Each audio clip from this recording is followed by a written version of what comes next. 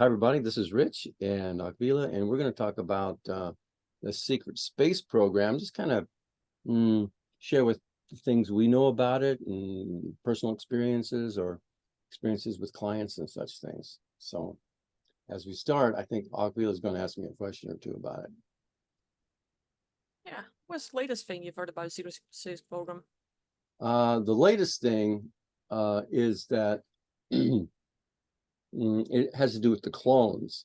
So not only do you get inducted into the secret space program for 20 years and become a super soldier, but they can clone your ass too and use the clones. It's like, think of Star Wars and Clone Wars and all that stuff. Yeah, seems to be a real thing. And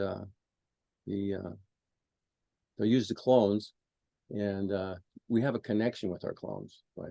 It's kind of a and the downside of having a clone is like, oh, it's a clone, it's not me. Well, there's bleed through effect where whatever your clone is doing, you can feel it, or they can manipulate or handle you or interfere with your life in the physical world by manipulating your clone, like a voodoo effect. Um, does that seem to be um, with most of the secret space program clients that we get? Do they always normally have clones, or is it like 50-50 or seldom, or from your perspective? Depends. Some of them, really get into programs, but they're not being cloned. Others are, but it's more for a buildup of trauma. Yeah, yeah. So what's one of your favorite, we'll just talk about secret space program clones. um mm, what's one of the ways that you've used to help a person that has clone issues from secret space program? How do you detach or get rid of the clone or undo the whole problem? What's you share one of your strategies, I'll share one of mine. Well, first is breaking a note with the SSP in the first place so that they would not have an easy time taking you or cloning you as much. But then after that is identifying and knowing that you do have one, noticing when the bleacher effect starts so that day to day you have awareness and introspection to know how you are doing on a default, so to speak, day to day basis, and when does the alter or the bleacher effect kick in, how does it affect you, to be able to identify it and use that identification, the shift, the change within, to lead you to the source, which is like another part of you, a clone most likely, and then using that, you can uncreate it. So just using your imagination, whether you visualize it being deleted, uncreated, where you give it a command, whether you work it out with the SSP and make a deal that, it would be killed or undone, so to speak. There's like variations, but, finding the source and getting rid of it would be the first thing to do. Yeah, yeah. um there's uh there's the ability with our imagination, we can communicate to the clone.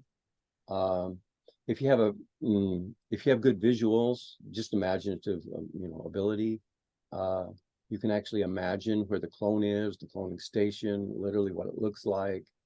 uh and then we can expand it into not just handling, like if there's more than one clone, we can take care of a lot of clones at once.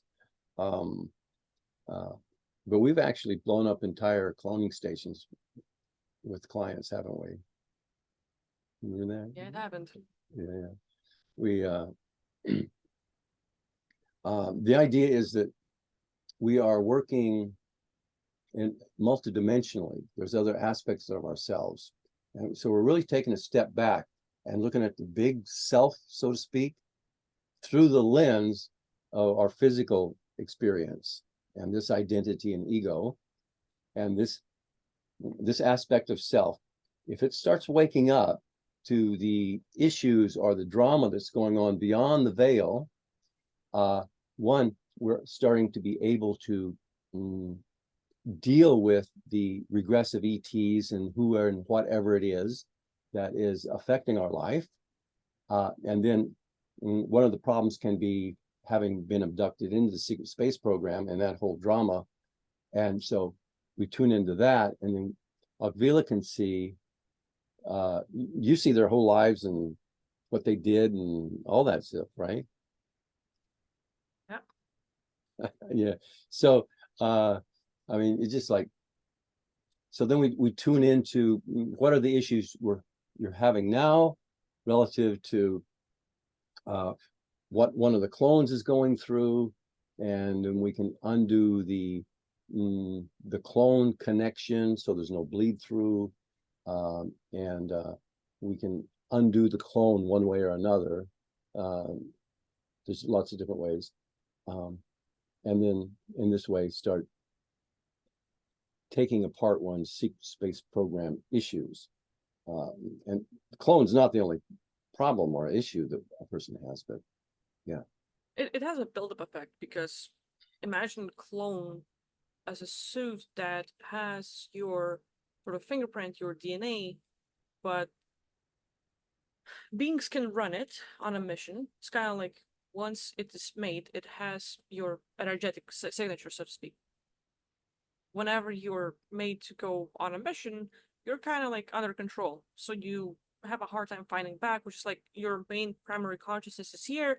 The other parts are run on automatic, so to speak, but you experience stuff and it has a bleacher effect. Now, the group can think of what to do with the clone, whether it is the sexual abuse, whether it's the physical torture, whether something else happens. Like, there are a lot of scenarios out there, and they can use you, your clone, to create bad reputation for you. Kind of like, hey, now we're gonna use your clone to attack the Irma. Now we're gonna use your clone to go and misrepresent humanity and cause more trouble. So now people end up losing allies or getting more targets on their back because the clone has done some stuff that is now misrepresenting you, but it has your energetic signature, it has kind of your DNA, so to speak. So now all fingers are pointing at you while you haven't done it. And, one person like, hey, I removed my clone, but I'm still being targeted. Well, let's go further than that and see what has been done with your clone, and let's do it. Let's kind of like clear up the reputation. Like, a lot of people are unaware of it. Yeah. So that's just the clone issue. Seems like a lot of people, if they've been in the secret space program, not everybody, but a lot of people will have this clone issue. And we've been doing this for several years, and we found whole planets. It's like in science fiction movies, man. There's whole planets of clones. I mean, there's millions and millions of clones, more than one clone of one individual, but they got their rack of clones, and then the next guy, rack of clones, entire planet. Yeah. Yep. Yeah. I remember that. So the things I've heard about the secret space program on YouTube, like Randy Kramer, I enjoyed, that's when I first started learning about the subject, really. It was from him, and then Rodriguez, and then there's a couple of women that are sharing videos about their experiences. And these people, for one reason and another, they have memory, full memory, with knowing and confidence, and yep, this is what happened, and they're sharing what they know. And it's I think it's a great service to humanity. And I've been in the secret space program myself, and a few years ago I did that cleanup. So generally speaking, I'm not the effect of that. So, but I've had my own personal experiences and memories and big stories and all that stuff. So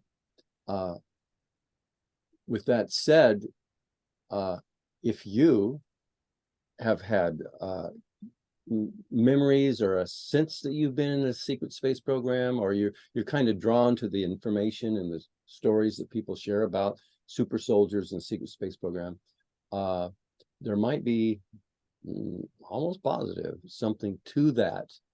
And if you'd like to talk to us about it, we are a friendly ear, I'll tell you that. And then we can help you with strategies if you need it to undo it.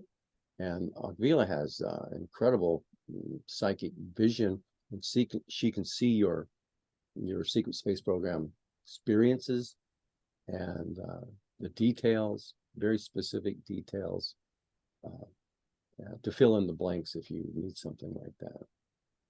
Do you have any final thoughts, Agvila? Wrap Oh, you up? pretty much said it. Yeah, we just wanted to share this. We just had a client today that had a secret space program thing going, and so it was kind of on our mind. It might help people to get a deeper connection with what the issue might be if they're having issues like this in their life. So that's all. So thank you, Agvila, and thank you, Sure. folks, for watching.